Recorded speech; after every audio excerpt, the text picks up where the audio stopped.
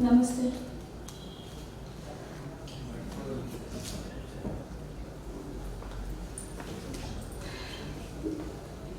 मेरी पहली कविता है कैसे रखते होंगे नाम।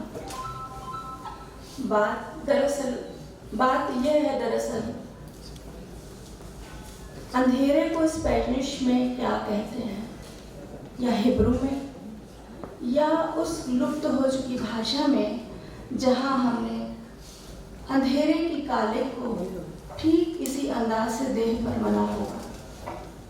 पर हम अंधेरे को अंधेरा कहने के साथ जाने क्यों इस पचड़े में नहीं पड़ना चाहते कि अंधेरे को तमस और तमस को अंधेरा या डार्कनेस या रोशनी की गैर मौजूदगी कहने वाले की मेज पर कोई ग्लोब जैसी चीज पड़ी थी या नहीं। उसे पता था कि ये धरती बस एक गेंद है, एक खेल की तरह है जिंदगी। हम हंस सकेंगे शायद इन नामों के नाम करने पर, फिर एकाएक चुप हो जाएंगे। चुप को नाम चुप किसने दिया होगा? उसी ने जिसने पहली बार शीशा तोड़ा होगा, बताया होगा ऐसी आवाज से पहचानते हैं एक कांच का टूटना।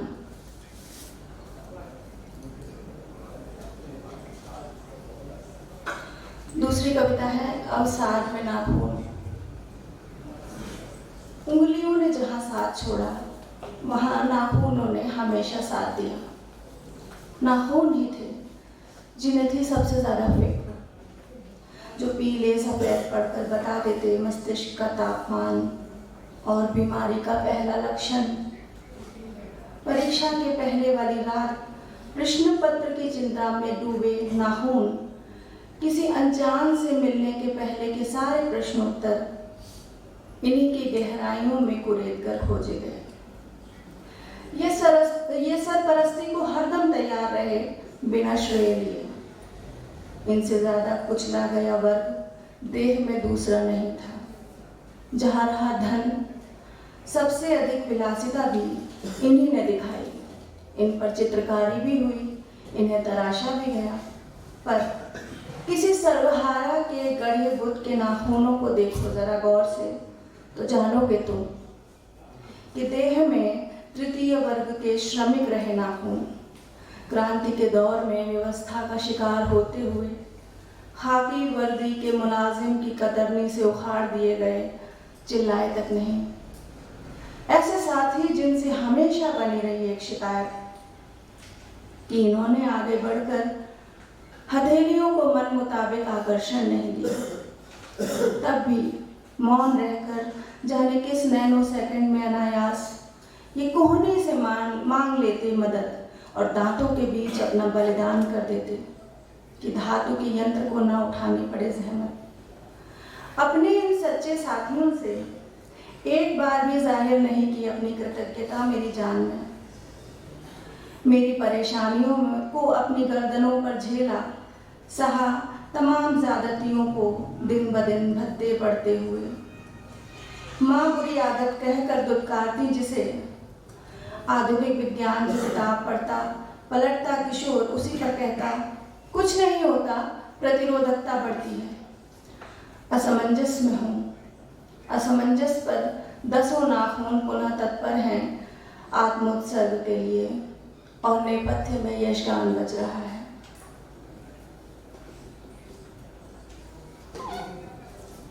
एक कविता है अचानक नहीं। आवरण बदलने से क्या होगा?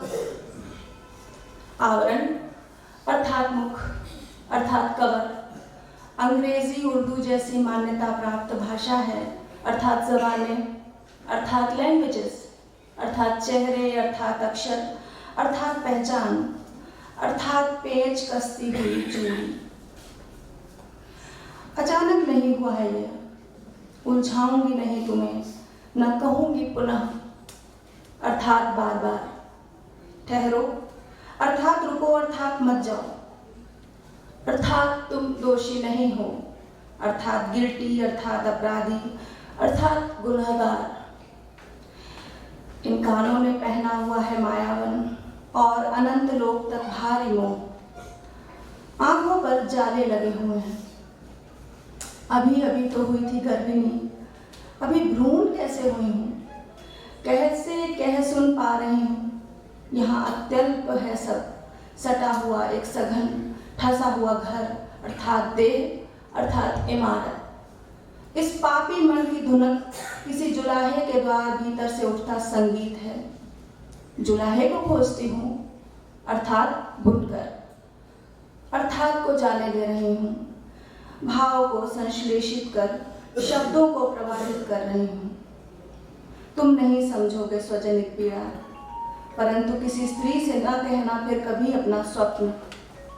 स्वप्न अर्थात औरत अर्थात सपना अर्थात को जाने देती हूँ, अर्थात जाने देने को जाने देती हूँ। ठहरो, रुको, मत जाओ जुलाहे, बुनते रहो मेरे लिए यह रात, बिना स्वप्न की, बिना चंद्रमा की, बिना आँख की। अथार्गला स्रोतम संपूर्णम जैसा कहने की सुविधा नहीं है हमें। विक्टिम नहीं हूँ मैं, अर्थात प्रताड़ित अर्थात जोंक। विजिटिंग कार्ड के बगैर भी हो सकता है मिलना, अर्थात भेंट, अर्थात पूर्व योजना के बिना मिलना, अर्थात अचानक नहीं, फिर भी अचानक। फिर से कहो कि खून मत पियो मेरा, अर्थात रक्त। मैं हृदय हूँ तुम्हारा, अर्थात दिल अर्थात हार्ट। यही पाठ है, अर्थात लेसन अर्थात अध्याय। भाषा की अदल बदल में भी तुम और मैं नहीं बदलेंगे। यहाँ कोई नहीं हंसता। ये कैसा शहर है, अर्थात जेल अर्थात जन्म, अर्थात को प्रश्न के भाव में जाने देते हैं। धरती सुबह उठकर अपने स्तनों को देखने के लिए खोजती है दर्पण, अर्थात आकाश। सब एक साथ आ रहा है, जा रहा है। अभी जो था अब नहीं है। कविता में कहानी नहीं है, कहानी में कविताएं नहीं हैं। एक अच्छे कहानीकार ने कहा, ये कविता का दौर है। कविता अर्थात कहानी, अर्थात एक क्षण की धार से कट रहा है जन्म।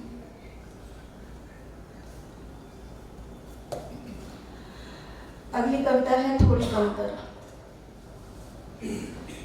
थोड़ी कम सुंदर हूँ, कम हूँ दृष्टि में, विचार में और व्यवहार में भी, मान्यता प्राप्त सौंदर्य में भी, और कम हूँ व्यावहारिक होने में भी, और अति भावुकता की आदत से दूर होने के लिए भी थोड़ी कम संघर्षरत हूँ। पर इतनी भी कमतर नहीं है कि वह मुझे न चुने एक दिन के साथ और एक रात सहवास के लिए। उसके पास ढेरों औरतों को प्यार करने की वैकल्पिकता होती है। पर इतनी भी कमतर नहीं हूँ मैं कि वह मुझे छोड़कर किसी दूसरी को कहता उसका प्यार एक क्षण के लिए। यह और बात है कि जिस स्त्री पर उसका दिल रीझ रहा था, उसके लिहाज से वह मुझसे पीछे थी दिखने में, अपनी मूर्ता में। इस बात पर खुश हो रही थी कि कम से कम कुछ तो बात थी मुझ में, कम से कम किसी से तो मैं बेहतर थी, कम से कम इतना तो था कि उसकी दृष्टि की कृपा मुझ पर हो रही थी। इतनी कमतर भी क्या होना चाहिए था मुझे कि मैं इस बात पर खुश हो लेती कि औरतों के भी होते हैं स्तर, जबकि मेरे आधुनिक होते हुए भी एक यही बात मुझे मध्ययुगीन बना रही थी, और मैं सारा कमरा छोड़कर केवल दर्पण में किसी बेहतर को खोज रही थी।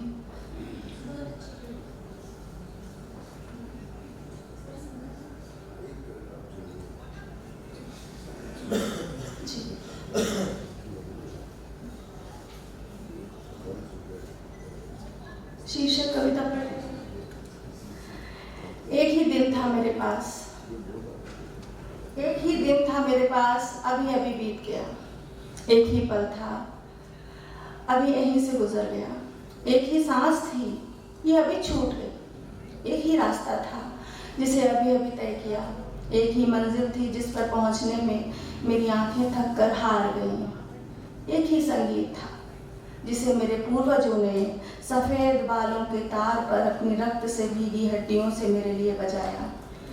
एक ही नदी थी जिसमें गीले थे मेरे पाँव, जो ठीक अभी ही सूखे हैं। एक ही आसमान था जिसे धूप के डैनों ने जकड़ कर अपनी छाया को मेरे नाम कर दिया। एक ही साल था जो प्यार की इच्छा में बिता दिया। एक ही नाम था जो मुझसे छीन लिया अभी अभी शब्दकोश ने। एक ही मन था खासा भीगा हुआ, कमज़ोर, खुद को बचाता हुआ, वो भी टुकड़ों में बट गया। जो बचा है वो आधे मन से भी आधा और बेमन से भी आधा। बुरा कुछ नहीं बचा मेरे पास, न आयु, न दिन, न पसंद नापसंद कुछ। न बांध है, न विघ्न बाधा, न हंसी, न आंसू। एक ही तो जीवन था, सकरा सा रेत की कल्पनाओं में। पानी का घर बनाने की प्रार्थना में बह गया जितना समय, उसके पीछे मेरा स्वप्न भी ढह गया, स्वप्न जलमय हो गया। एक ही तो स्वप्न था मेरा। स्वप्न के बाहर पाँव रख रही हूँ, अब पाँव जल रहा है मेरा। धन्यवाद।